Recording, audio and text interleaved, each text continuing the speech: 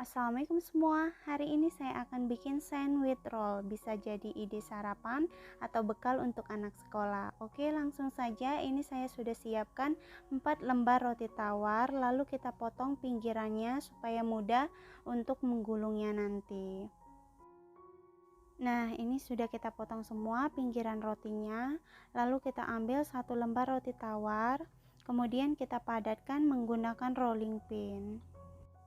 Jika rotinya sudah padat, selanjutnya tambahkan 1 lembar keju slice dan 1 batang crab stick. Kemudian gulung rotinya. Jika sudah digulung, potong kedua ujung rotinya, lalu potong lagi menjadi 3 bagian.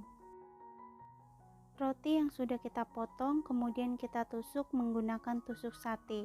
1 tusuk sate kita isi masing-masing 3 potong roti. Nah, seperti ini ya.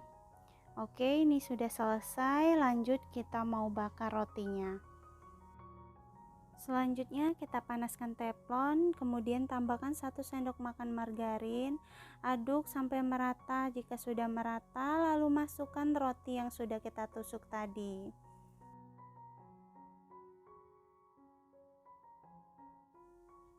Ini sandwichnya sudah kecoklatan, jangan lupa dibalik. Selanjutnya kita bakar semua bagian atau sisi sandwichnya sampai berwarna kecoklatan semua.